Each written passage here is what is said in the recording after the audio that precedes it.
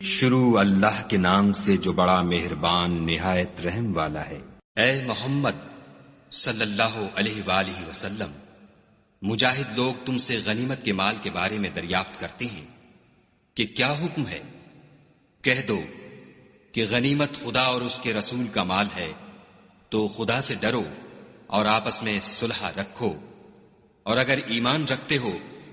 تو خدا اور اس کے رسول کے حکم پر چلو۔ مومن تو وہ ہیں کہ جب خدا کا ذکر کیا جاتا ہے تو ان کے دل ڈر جاتے ہیں، اور جب انہیں اس کی آیتیں پڑھ کر سنائی جاتی ہیں تو ان کا ایمان اور بڑھ جاتا ہے، اور وہ اپنے پروردگار پر بھروسہ رکھتے ہیں، اور وہ جو نماز پڑھتے ہیں اور جو مال ہم نے ان کو دیا ہے اس میں سے نیک کاموں میں خرچ کرتے ہیں، یہی سچے مومن ہیں، اور ان کے لیے پروردگار کے ہاں بڑے بڑے درجے اور بخشش اور عزت کی روزی ہے۔ ان لوگوں کو اپنے گھروں سے اس طرح نکلنا چاہیے تھا جس طرح تمہارے پروردگار نے تم کو تدبیر کے ساتھ اپنے گھر سے نکالا، اور اس وقت مومنوں کی ایک جماعت ناخوش تھی۔ وہ لوگ حق بات میں اس کے ظاہر ہوئے پیچھے تم سے جھگڑنے لگے، گویا موت کی طرف دھکیلے جاتے ہیں اور اسے دیکھ رہے ہیں۔ اور اس وقت کو یاد کرو جب خدا تم سے وعدہ کرتا تھا کہ ابو سفیان اور ابو جہل کے دو گروہوں میں سے ایک گروہ تمہارا مسخر ہو جائے گا، اور تم چاہتے تھے کہ جو قافلہ بے شان و شوکت یعنی بے ہتھیار ہے وہ تمہارے ہاتھ آ جائے، اور خدا چاہتا تھا کہ اپنے فرمان سے حق کو قائم رکھے اور کافروں کی جڑ کاٹ کر پھینک دے، تاکہ سچ کو سچ اور جھوٹ کو جھوٹ کر دے۔ گو مشرک ناخوش ہی ہوں۔ جب تم اپنے پروردگار سے فریاد کرتے تھے تو اس نے تمہاری دعا قبول کر لی اور فرمایا کہ تسلی رکھو، ہم 1000 فرشتوں سے جو ایک دوسرے کے پیچھے آتے جائیں گے تمہاری مدد کریں گے۔ اور اس مدد کو خدا نے محض بشارت بنایا تھا کہ تمہارے دل اس سے اطمینان حاصل کریں، اور مدد تو اللہ ہی کی طرف سے ہے، بے شک خدا غالب حکمت والا ہے۔ جب اس نے تمہاری تسکین کے لیے اپنی طرف سے تمہیں نیند کی چادر اڑا دی اور تم پر آسمان سے پانی برسا دیا تاکہ تم کو اس سے نہلا کر پاک کر دے، اور شیطانی نجاست کو تم سے دور کر دے، اور اس لیے بھی کہ تمہارے دلوں کو مضبوط کر دے اور اس سے تمہارے پاؤں جمائے رکھے۔ جب تمہارا پروردگار فرشتوں کو ارشاد فرماتا تھا کہ میں تمہارے ساتھ ہوں، تم مومنوں کو تسلی دو کہ ثابت قدم رہیں، میں ابھی ابھی کافروں کے دلوں میں رعب و ہیبت ڈالے دیتا ہوں، تو ان کے سر مار کر اڑا دو اور ان کا پور پور مار کر توڑ دو۔ یہ سزا اس لیے دی گئی کہ انہوں نے خدا اور اس کے رسول کی مخالفت کی، اور جو شخص خدا اور اس کے رسول کی مخالفت کرتا ہے تو خدا بھی سخت عذاب دینے والا ہے۔ یہ مزہ تو یہاں چکھو اور یہ جانے رہو کہ کافروں کے لیے آخرت میں دوزخ کا عذاب بھی تیار ہے۔ اے اہل ایمان، جب میدان جنگ میں کفار سے تمہارا مقابلہ ہو تو ان سے پیٹھ نہ پھیرنا، اور جو شخص جنگ کے روز اس صورت کے سوا کہ لڑائی کے لیے کنارے کنارے چلے، یعنی حکمت عملی سے دشمن کو مارے یا اپنی فوج میں جا ملنا چاہے، ان سے پیٹھ پھیرے گا تو سمجھو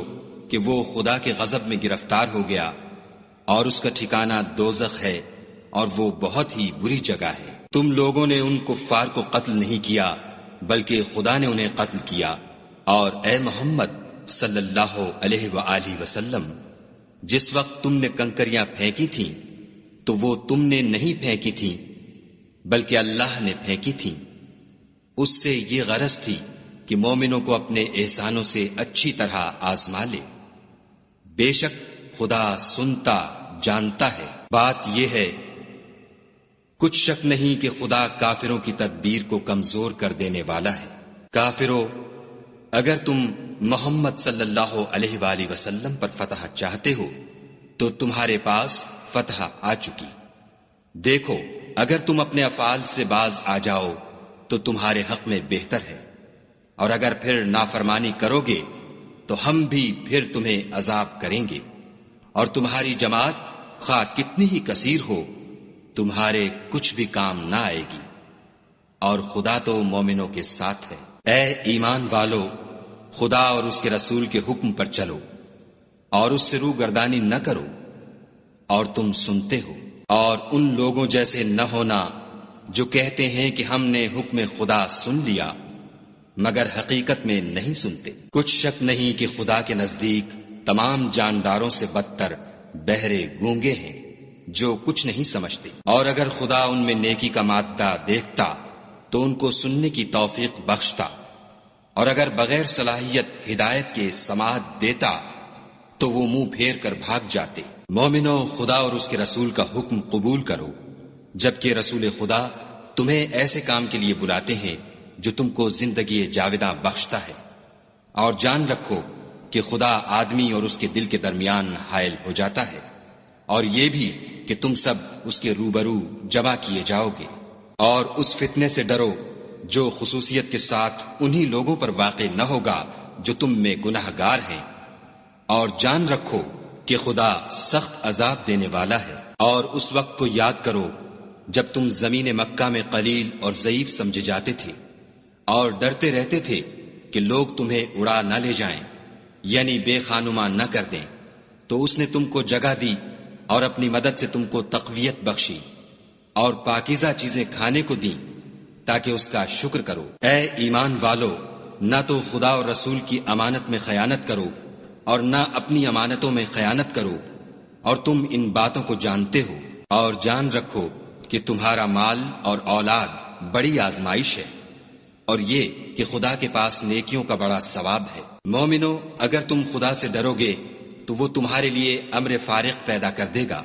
یعنی تم کو ممتاز کر دے گا اور تمہارے گناہ مٹا دے گا اور تمہیں بخش دے گا، اور خدا بڑے فضل والا ہے۔ اور اے محمد صلی اللہ علیہ وآلہ وسلم، اس وقت کو یاد کرو جب کافر لوگ تمہارے بارے میں چال چل رہے تھے کہ تم کو قید کر دیں یا جان سے مار دیں یا وطن سے نکال دیں، تو ادھر تو وہ چال چل رہے تھے اور ادھر خدا چال چل رہا تھا، اور خدا سب سے بہتر چال چلنے والا ہے۔ اور جب ان کو ہماری آیتیں پڑھ کر سنائی جاتی ہیں تو کہتے ہیں یہ کلام ہم نے سن لیا ہے، اگر ہم چاہیں تو اسی طرح کا کلام ہم بھی کہہ دیں، اور یہ ہے ہی کیا، صرف اگلے لوگوں کی حکایتیں ہیں۔ اور جب انہوں نے کہا کہ اے خدا، اگر یہ قرآن تیری طرف سے برحق ہے تو ہم پر آسمان سے پتھر برسا یا کوئی اور تکلیف دینے والا عذاب بھیج۔ اور خدا ایسا نہ تھا کہ جب تک تم ان میں تھے انہیں عذاب دیتا، اور نہ ایسا تھا کہ وہ بخشش مانگے اور انہیں عذاب دے۔ اور اب ان کے لیے کون سی وجہ ہے کہ وہ انہیں عذاب نہ دے، جبکہ وہ مسجد محترم میں نماز پڑھنے سے روکتے ہیں، اور وہ اس مسجد کے متولی بھی نہیں ہیں، اس کے متولی تو صرف پرہیزگار ہیں، لیکن ان میں کے اکثر نہیں جانتے۔ اور ان لوگوں کی نماز خانہ کعبہ کے پاس سیٹیاں اور تالیاں بجانے کے سوا کچھ نہ تھی، تو تم جو کفر کرتے تھے اب اس کے بدلے عذاب کا مزہ چکھو۔ جو لوگ کافر ہیں اپنا مال خرچ کرتے ہیں کہ لوگوں کو خدا کے رستے سے روکیں، سو ابھی اور خرچ کریں گے، مگر آخر وہ خرچ کرنا ان کے لیے موجب افسوس ہوگا، اور وہ مغلوب ہو جائیں گے، اور کافر لوگ دوزخ کی طرف ہانکے جائیں گے، تاکہ خدا پاک سے ناپاک کو الگ کر دے اور ناپاک کو ایک دوسرے پر رکھ کر ایک ڈھیر بنا دے، پھر اس کو دوزخ میں ڈال دے۔ یہی لوگ خسارہ پانے والے ہیں۔ اے پیغمبر صلی اللہ علیہ وآلہ وسلم، کفار سے کہہ دو کہ اگر وہ اپنے افعال سے باز آ جائیں تو جو ہو چکا وہ انہیں معاف کر دیا جائے گا، اور اگر پھر وہی حرکات کرنے لگیں گے تو اگلے لوگوں کا جو طریق جاری ہو چکا ہے وہی ان کے حق میں برتا جائے گا۔ اور ان لوگوں سے لڑتے رہو یہاں تک کہ فتنہ یعنی کفر کا فساد باقی نہ رہے اور دین سب خدا ہی کا ہو جائے، اور اگر باز آ جائیں تو خدا ان کے کاموں کو دیکھ رہا ہے، اور اگر روگردانی کریں تو جان رکھو کہ خدا تمہارا حمایتی ہے، اور وہ خوب حمایتی اور خوب مددگار ہے۔ اور جان رکھو کہ جو چیز تم کفار سے لوٹ کر لاؤ اس میں سے 5واں حصہ خدا کا اور اس کے رسول کا اور اہل قرابت کا اور یتیموں کا اور محتاجوں کا اور مسافروں کا ہے۔ اگر تم خدا پر اور اس نصرت پر ایمان رکھتے ہو جو حق و باطل میں فرق کرنے کے دن یعنی جنگ بدر میں، جس دن دونوں فوجوں میں مٹھ بھیڑ ہو گئی، اپنے بندے محمد صلی اللہ علیہ وآلہ وسلم پر نازل فرمائی، اور خدا ہر چیز پر قادر ہے۔ جس وقت تم مدینے سے قریب کے ناکے پر تھے اور کافر بعید کے ناکے پر، اور قافلہ تم سے نیچے اتر گیا تھا، اور اگر تم جنگ کے لیے آپس میں قرارداد کر لیتے تو وقت معین پر جمع ہونے میں تقدیم و تاخیر ہو جاتی، لیکن خدا کو منظور تھا کہ جو کام ہو کر رہنے والا تھا اسے کر ہی ڈالے، تاکہ جو مرے بصیرت پر یعنی یقین جان کر مرے، اور جو جیتا رہے وہ بھی بصیرت پر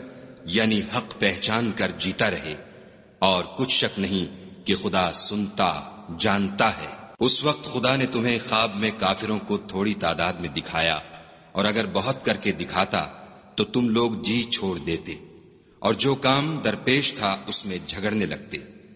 لیکن خدا نے تمہیں اس سے بچا لیا، بے شک وہ سینوں کی باتوں تک سے واقف ہے۔ اور اس وقت جب تم ایک دوسرے کے مقابل ہوئے تو کافروں کو تمہاری نظروں میں تھوڑا کر کے دکھاتا تھا، اور تم کو ان کی نگاہوں میں تھوڑا کر کے دکھاتا تھا، تاکہ خدا کو جو کام کرنا منظور تھا اسے کر ڈالے، اور سب کاموں کا رجوع خدا ہی کی طرف ہے۔ مومنوں، جب کفار کی کسی جماعت سے تمہارا مقابلہ ہو تو ثابت قدم رہو، اور خدا کو بہت یاد کرو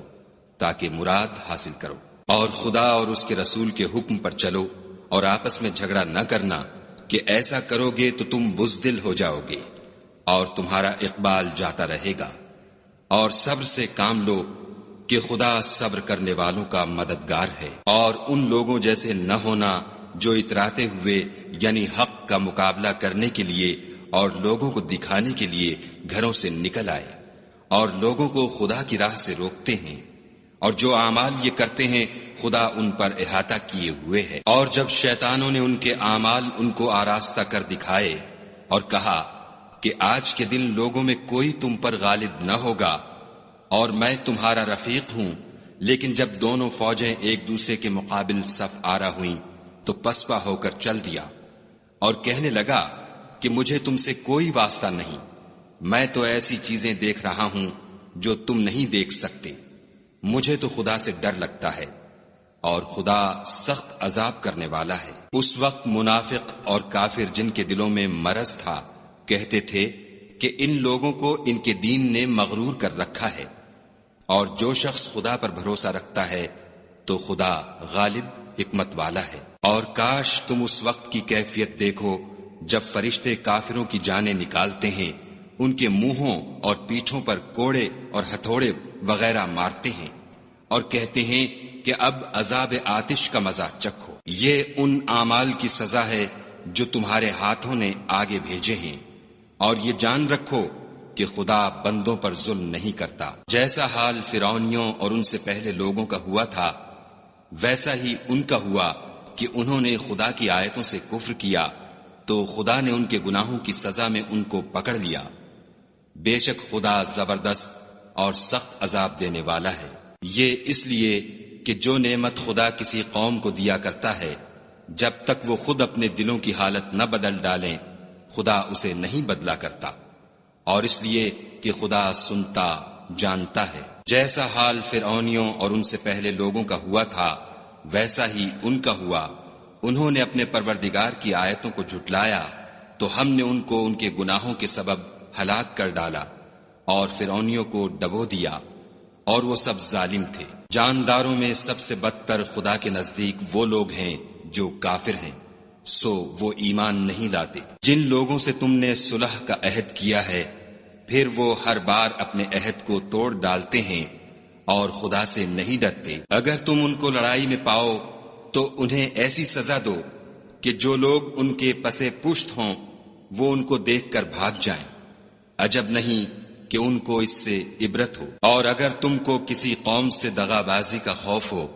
تو ان کا عہد انہی کی طرف پھینک دو اور برابر کا جواب دو،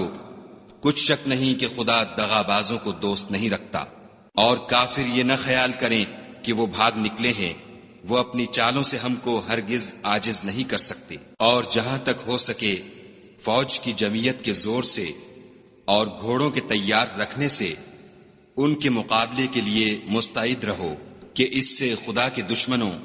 اور تمہارے دشمنوں اور ان کے سوا اور لوگوں پر جن کو تم نہیں جانتے، اور خدا جانتا ہے ہیبت بیٹھی رہے گی، اور تم جو کچھ راہ خدا میں خرچ کرو گے اس کا ثواب تم کو پورا پورا دیا جائے گا، اور تمہارا ذرا نقصان نہ کیا جائے گا۔ اور اگر یہ لوگ صلح کی طرف مائل ہوں تو تم بھی اس کی طرف مائل ہو جاؤ، اور خدا پر بھروسہ رکھو، کچھ شک نہیں کہ وہ سب کچھ سنتا اور جانتا ہے۔ اور اگر یہ چاہیں کہ تم کو فریب دیں تو خدا تمہیں کفایت کرے گا، وہی تو ہے جس نے تم کو اپنی مدد سے اور مسلمانوں کی جمعیت سے تقویت بخشی اور ان کے دلوں میں الفت پیدا کر دی، اور اگر تم دنیا بھر کی دولت خرچ کرتے تب بھی ان کے دلوں میں الفت پیدا نہ کر سکتے، مگر خدا ہی نے ان میں الفت ڈال دی، بے شک وہ زبردست اور حکمت والا ہے۔ اے نبی، خدا تم کو اور مومنوں کو جو تمہارے پیرو ہیں کافی ہے۔ اے نبی، مسلمانوں کو جہاد کی ترغیب دو، اگر تم میں 20 آدمی ثابت قدم رہنے والے ہوں گے تو 200 کافروں پر غالب رہیں گے، اور اگر 100 ایسے ہوں گے تو 1000 پر غالب رہیں گے، اس لیے کہ کافر ایسے لوگ ہیں کہ کچھ بھی سمجھ نہیں رکھتے۔ اب خدا نے تم پر سے بوجھ ہلکا کر دیا اور معلوم کر لیا کہ ابھی تم میں کسی قدر کمزوری ہے، بس اگر تم میں 100 ثابت قدم رہنے والے ہوں گے تو 200 پر غالب رہیں گے، اور اگر 1000 ہوں گے تو خدا کے حکم سے 2000 پر غالب رہیں گے، اور خدا ثابت قدم رہنے والوں کا مددگار ہے۔ پیغمبر کو شایع نہیں کہ اس کے قبضے میں قیدی رہیں جب تک کافروں کو قتل کر کے زمین میں کثرت سے خون نہ بہا دے۔ تم لوگ دنیا کے مال کے طالب ہو اور خدا آخرت کی بھلائی چاہتا ہے، اور خدا غالب حکمت والا ہے۔ اگر خدا کا حکم پہلے نہ ہو چکا ہوتا تو جو فدیہ تم نے لیا ہے اس کے بدلے تم پر بڑا عذاب نازل ہوتا۔ تو جو مال غنیمت تمہیں ملا ہے اسے کھاؤ کہ وہ تمہارے لیے حلال طیب ہے، اور خدا سے ڈرتے رہو، بے شک خدا بخشنے والا مہربان ہے۔ اے پیغمبر، جو قیدی تمہارے ہاتھ میں گرفتار ہیں ان سے کہہ دو کہ اگر خدا تمہارے دلوں میں نیکی معلوم کرے گا تو جو مال تم سے چھن گیا ہے اس سے بہتر تمہیں عنایت فرمائے گا، اور تمہارے گناہ بھی معاف کر دے گا، اور خدا بخشنے والا مہربان ہے۔ اور اگر یہ لوگ تم سے دغا کرنا چاہیں گے تو یہ پہلے ہی خدا سے دغا کر چکے ہیں، تو اس نے ان کو تمہارے قبضے میں کر دیا، اور خدا دانا حکمت والا ہے۔ جو لوگ ایمان لائے اور وطن سے ہجرت کر گئے اور خدا کی راہ میں اپنے مال اور جان سے لڑے وہ، اور جنہوں نے ہجرت کرنے والوں کو جگہ دی اور ان کی مدد کی وہ آپس میں ایک دوسرے کے رفیق ہیں۔ اور جو لوگ ایمان تو لے آئے لیکن ہجرت نہیں کی تو جب تک وہ ہجرت نہ کریں تم کو ان کی رفاقت سے کچھ سروکار نہیں، اور اگر وہ تم سے دین کے معاملات میں مدد طلب کریں تو تم کو مدد کرنی لازم ہے، مگر ان لوگوں کے مقابلے میں کہ تم میں اور ان میں صلح کا عہد ہو مدد نہیں کرنی چاہیے، اور خدا تمہارے سب کاموں کو دیکھ رہا ہے۔ اور جو لوگ کافر ہیں وہ بھی ایک دوسرے کے رفیق ہیں۔ تو مومنو، اگر تم یہ کام نہ کرو گے تو ملک میں فتنہ برپا ہو جائے گا اور بڑا فساد مچے گا۔ اور جو لوگ ایمان لائے اور وطن سے ہجرت کر گئے اور خدا کی راہ میں لڑائیاں کرتے رہے، اور جنہوں نے ہجرت کرنے والوں کو جگہ دی اور ان کی مدد کی، یہی لوگ سچے مسلمان ہیں، ان کے لیے خدا کے ہاں بخشش اور عزت کی روزی ہے۔ اور جو لوگ بعد میں ایمان لائے اور وطن سے ہجرت کر گئے اور تمہارے ساتھ ہو کر جہاد کرتے رہے، وہ بھی تمہیں میں سے ہیں، اور رشتہ دار خدا کے حکم کی روح سے ایک دوسرے کے زیادہ حقدار ہیں۔ کچھ شک نہیں کہ خدا ہر چیز سے واقف ہے۔